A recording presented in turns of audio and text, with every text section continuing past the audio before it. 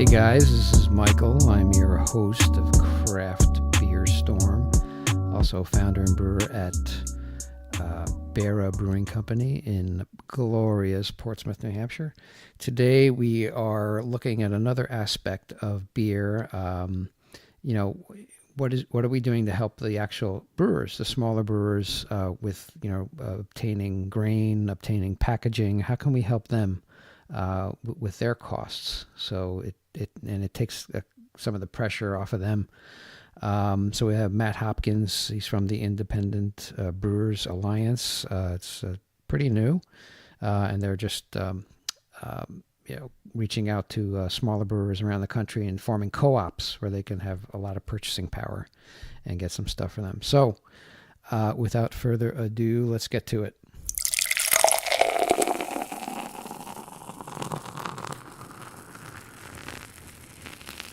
Okay, we're here with Matt Hopkins, who's with Independent Brewers Alliance, and he's based in Michigan, but they cover, the entire United States. They got offices, satellite offices around the United States.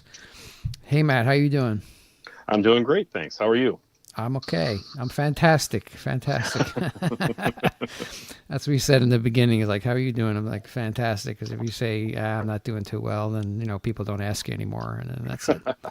So, but hey, thanks for being on the Craft Beer Storm podcast today. I appreciate it. Well, thank you for having me. So let's get into your story. How you got started, I guess, with Independent Brewers Alliance. Where are you now? What are you planning to do? How are you trying to help brewers? Because I think it's an interesting story, and I think it makes a lot of sense. Because there's a lot of larger powers that be, and the smaller guys are at a disadvantage. But I think your entity is helping the smaller brewer. And maybe you can get into that. Yeah. Well, we are a cooperative of independent craft brewers from around the country.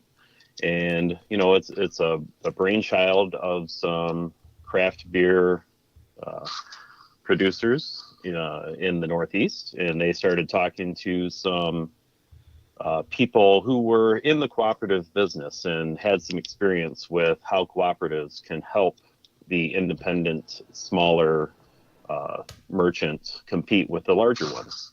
So, it's very similar to the hardware industry where, 50 years ago, everybody had their own independent hardware store.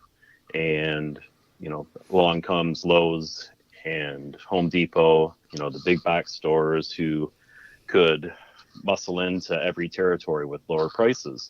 So to compete with that, they formed cooperatives to reduce the smaller hardware stores' cost, and that's how Ace Hardware and True Value were born. Those are cooperatives that were put together to fight the big money that was coming into the area. So now you see a lot of independently owned Ace Hardwares and True Value. Now that's a little different than what we are doing with Craft Independent Brewers Alliance, because those guys, those hardware stores kind of gave up some of their independence and gave up some of their branding when they went with Ace Hardware. We don't encourage that at all. We want to stay 100% independent with each of our craft brewers. Yeah. We are a buying group for them so that they can take advantage of pricing on a much larger scale than they can do by themselves. But I think that's great, that you don't want to, take away from their the local feel and their unique beer and tell them what to do. It's just you help them with sourcing the ingredients, which could be costly, as with anything. And I think, your analogy with the Ace Hardware and True Value, I mean, they have pretty good products. I like going to Ace and True Value, but also, when a Walmart comes in or something like that, people, a lot of cities are like up in arms. They're like, no, I don't want you here because it will, you'll destroy local business. So I think what you're doing is trying to help the smaller guy. I mean, they have to give up a little bit of their, brand, but still, I mean, those brands are really good. So Ace and True Value are very good brands. Yeah. But in our case, we're completely behind the scenes. Yeah. We're 100% member owned. So if a craft brewer is interested in becoming a member, they approach us and they apply for it. And then if everything looks good, then they become a member. They buy a share into the cooperative, Yep. and then they become a voting member with all the rights. And the members are the ones that drive the programs. They're the ones that say, hey, we need to look at malt, we need to look at bottles. And then we pursue putting together a program that's going to give them advantageous pricing versus what they're currently doing. That's awesome. But now, how logistically, how does it work? I mean, do they come to you and say, "Hey, I'm having an issue with bottles. It just costs too much. Can we go approach somebody and get a program where, if I'm a member of the group, I can say, "Hey, I'm a member of this group. You got to give me a discount." Because is that how it is, or do you ship So it to one location and then it gets distributed, or how does it work? So currently, the structure is we negotiate pricing on a national scale for all of our independent brewers, and then our independent brewer has a one-on-one relationship with the supplier. So they buy just like they normally would. The only difference is that they're getting the pricing of a group, 10 to 15 to 20 times their size. Right. Well, that makes a lot of sense. That's what the co-op is for. Yeah. So, Yep. and what kind of discounts can they get? Typically, do they see in terms of percentage wise? Is it? It can be anywhere from 5 to 10 to 20%, depending on the size of the brewery coming in. Obviously we have some larger brewers that already had some pretty decent purchasing power, and we had some smaller brewers that quite frankly didn't have any purchasing power, and they're taking real advantage of those that came before them. Yeah, and what kind of national? I guess because we use a lot of barley imported from Ireland, and there's like only a couple in our area that I can get this Irish barley from. Is there any larger, conglomerate grain? There's like BSG out there, and then we have Country Malt up here. So I'm not sure, and they also out on the West Coast, I think, Country Malt. So, is there anybody that you deal with specifically, or is it a bunch of different, suppliers? Or? Well, we're actually just getting into the ingredients. So far, we've focused mainly on packaging supplies, operational expenses. We have programs for credit card processing and payroll and bottles and cans and that type of stuff. We're just getting into ingredients. So we were founded in 2016. 2017 was really a year of recruitment and a year of setting up programs in for different items. And 2018 has been all about growing those programs in the membership. Right. So we're just starting to get to some of that ingredients and some of the larger items that could really save some people some significant money. Right, but I understand packaging because now, and I keep complaining about it, and everybody's probably sick of me, but everybody wants cans now. These 16-ounce cans, and it's not just the can. Like before, it was awesome, and when I thought about opening the brewery, the 22-ounce bottles were all the rage, and everybody wanted 22-ounce bottles. At least in the Northeast, I'm not sure how it was in the rest of the country. I'm like, I can do this, and it'd be a good margin, and then all of a sudden those things just fell off the earth and nobody wants 22-ounce bottles anymore. And it was great. You get a case of bottles, 12 bottles, you fill them up, you put a cap on them, you put them back in the box, it's ready to go. Now it's, okay, you have to buy a pallet of cans. It's like 3,000 cans. And instead of also you need lids. Also, Yep. you need labels. Also, you need these snap cap things that, the 4-pack things, which is Yep. very expensive and it eats into your margin. So, any way you can cut that, cut that cost, just helps the brewer, because people it's the same beer, just people want it in different packaging, which has been a lesson to me. And I'm like, geez, it's the same beer. Why don't they just buy the bottle? They don't want them. They're gravitating towards these 16-ounce cans, which is aluminum, and it's just much more expensive. So I understand what you're saying about packaging, and that's a big part of the cost actually to get the beer out.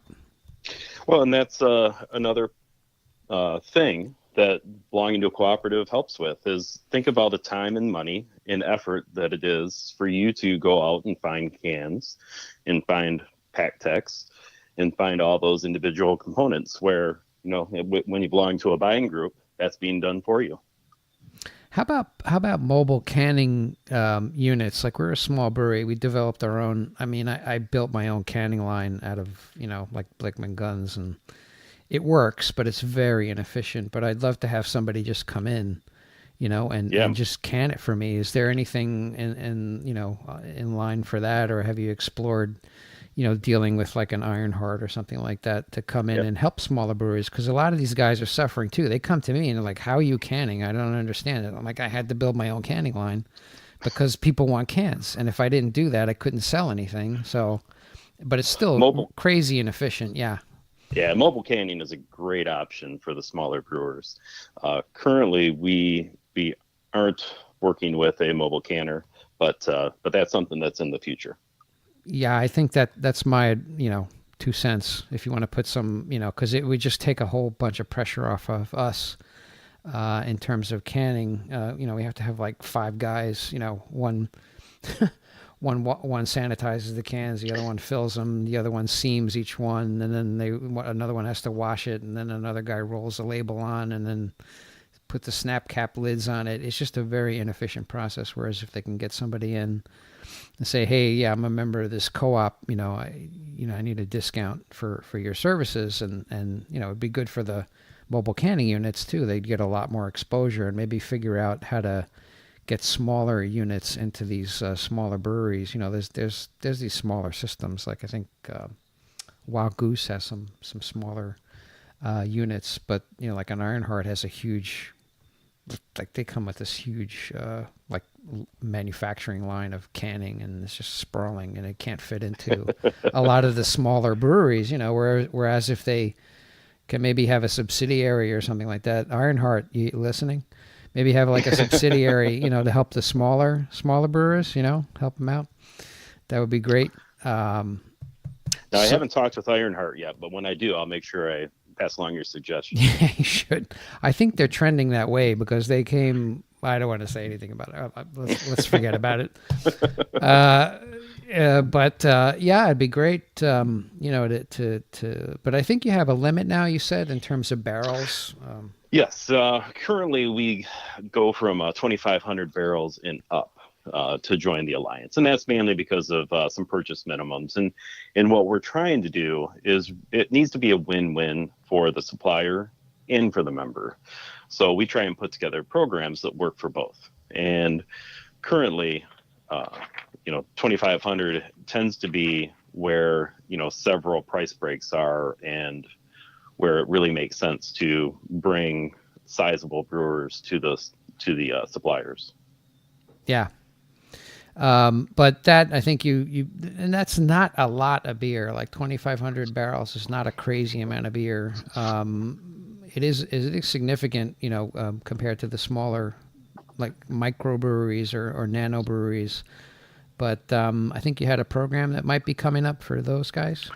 Well, that's certainly something that I would love to look into once we're a little more developed on the larger scale. We're only going to get larger, and we're only going to improve our buying power. And eventually, I would like to try and figure out ways to help those little guys too. Yeah, and I like what you're doing because you're taking, you're consolidating, which makes just a lot of sense for me, and I don't know why this hasn't been done earlier. You're taking purchasing power and you're kind of combining it and going to these larger providers of cans and materials and packaging, and now grain will be on your list. And how about hops? Are hops in the future too, or? Yep. We're going to look at all the ingredients. We kind of take one thing at a time, and that is definitely on the horizon. Yeah, because sometimes it's very difficult to get certain types of hops. I mean, we get Galaxy hops. We have a double IPA, and people love it. But sometimes it's hard to get those Galaxy hops because they're in high demand. But if you had some type of co-op and say, hey, we're going to buy like 10,000 pounds of hops this year, and a smaller brewery says, yeah, I just need like 100 pounds for now, and okay, fine, and they're part of this larger group. I think it makes a ton of sense. Ton of Yeah. sense. And I see some, your members. They have good feedback on your website there. So it's very interesting on how it's working, and it makes a lot of sense. It makes a lot of sense. So and I mean, what do you see?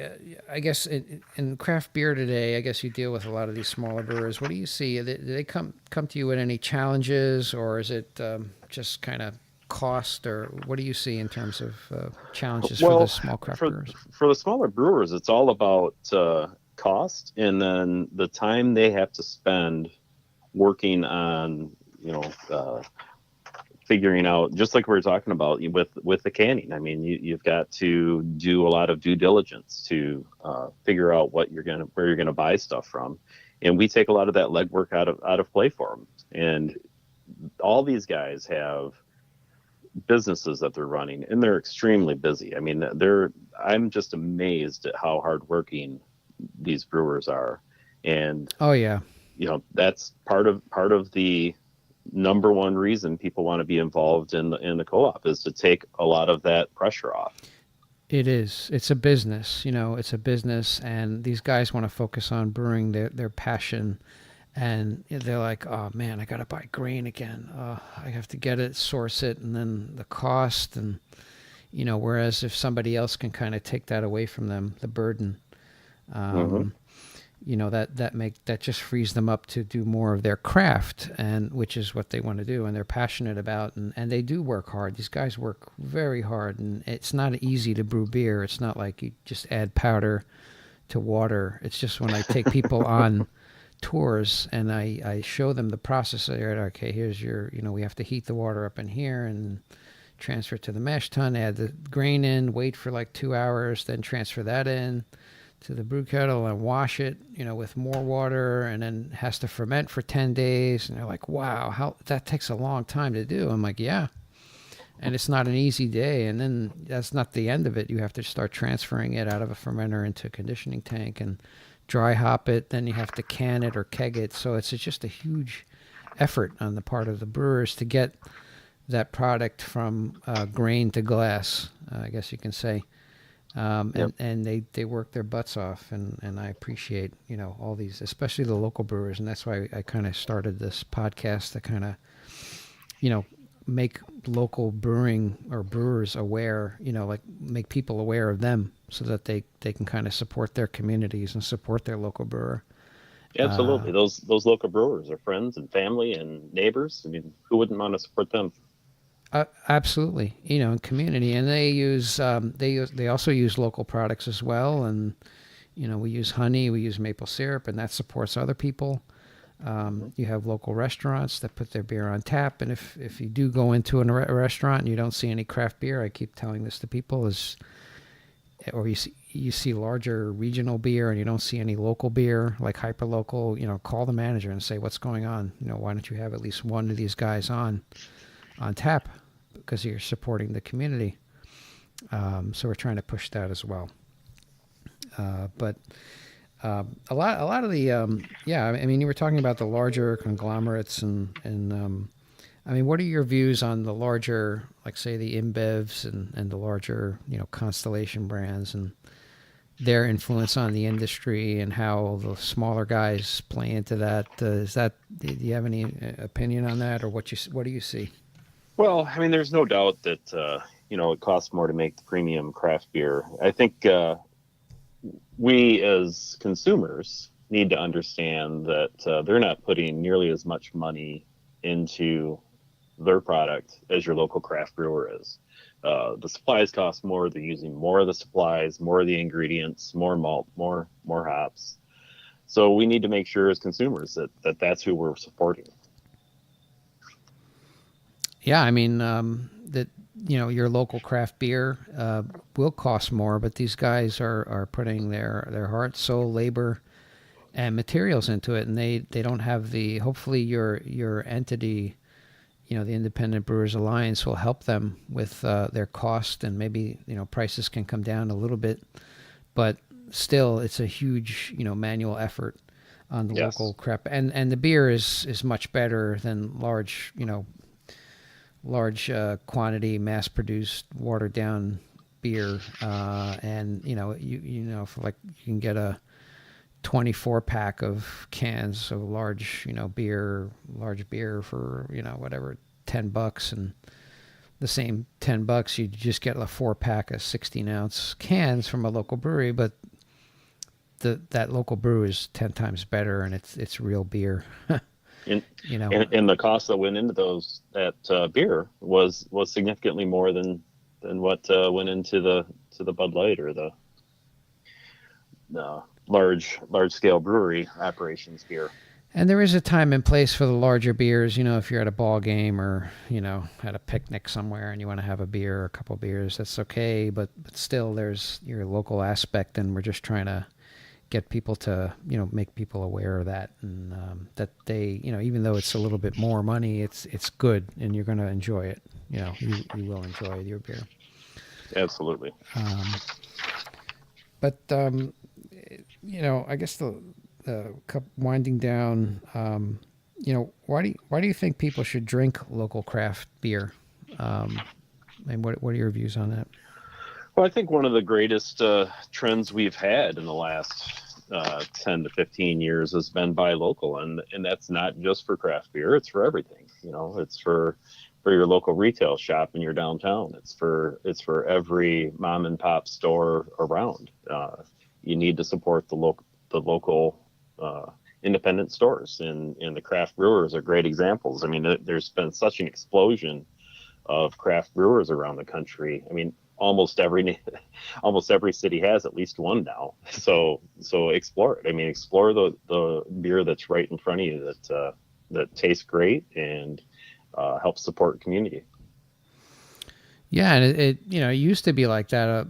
Pre-prohibition, there was a lot of breweries. They had their local brewery, and I recorded somebody yesterday in Germany, and he's like, the German, there's loads of breweries around here, but they're all being supported by their local communities. With and also not just local beer. I mean, there's local, there's farmers and restaurants, stores, to try to support your neighbor, instead of going to a larger, big name store, support local. And that's, that's,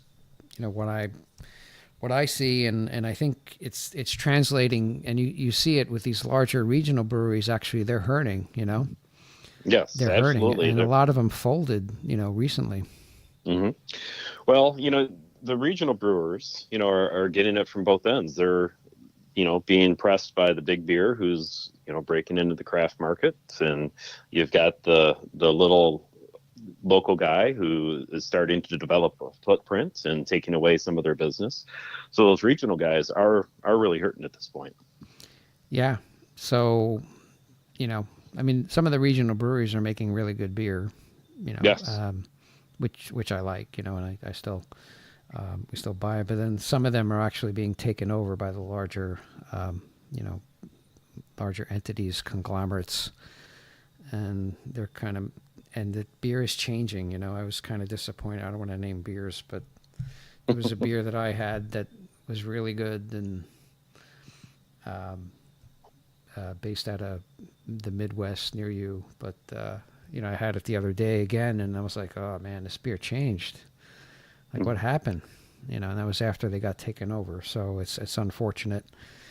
But well, I like the new Brewers Association campaign, where they're really trying to get people to focus on the independent label that is on beer cans. So if people see that, they need to make sure that's something that they support.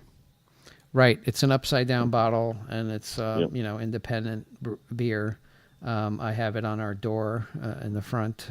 We don't have it on cans yet, but we do have it in our brewery, in our tap room. And I guess, one last question. Do you have a favorite style of beer, or any beers that you're liking currently? Well, it's kind of a great question. I was a latecomer to the craft drinking. So I've been trying, bits of what my wife liked for years, and she always tease me because I didn't like craft beer. And it wasn't that I didn't like craft beer, it's that I wasn't really a fan of all the fruity stuff that she was drinking. So after I started getting into craft beer a little bit more, I found I like stuff with hops. I love the hazy IPAs now. are delicious. They are. And I love hoppy beers too, but we're also trying to preach there's other styles as well. And I'm going to start that. I'm going to start like a series of maybe podcasts where it's just me talking about different styles. Just go down the list because there's about 200 different styles of beer that you could make. For the Brewers Association, like they're going to have the GABF shortly. Man, it's like in about a week they're going to have it. They're having it early this year. Usually they have it in October, but they're having it like. Well, this is my first event for the Independent Brewers Alliance. I'm going out there to meet with some suppliers and try and meet with members, and I just can't wait to get out there. That's awesome. I don't have a ticket. If you know of anybody that has extra ticket, let me know. I'd love to fly out there. Actually, 2 of them. If you have 2, that'd be awesome. I'm using the 2 I have. I got a guy who's brewing with me, and I told him I was going to take him somewhere. I don't know if it's going to be the GABF or, also we use Irish barley. I'm like, yeah, maybe we'll go to Ireland, if we could find cheap flights. I'm like, I don't know. We got to figure that out. But yeah, let me know if you know anybody that has an extra couple tickets. That'd be great. But yeah, okay. Well, it was great having you on. I appreciate what you're doing. I think it makes a lot of sense, and helping smaller brewers out, helping local breweries with their costs. I sure can use some of that help when you get when you drop your thresholds. So let's keep in touch, and I appreciate you being on today. All right, I appreciate it. Thank you very much. Thank you for having me on. All right, great. Thanks. Bye.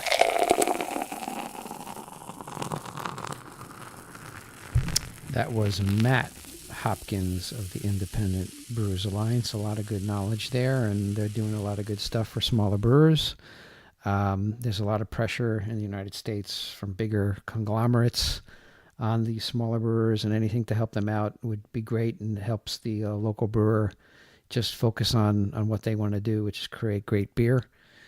So I applaud them, and I think it makes a lot of sense. I'm not sure why this hasn't been done before, but it is new, and I think it's just going to, grow, and it's going to be great, very beneficial for local brewers. So kudos to them. So if you like what you heard and you're interested in the content, tell a friend, Craft Beer Storm, subscribe. We're on iTunes and Stitcher.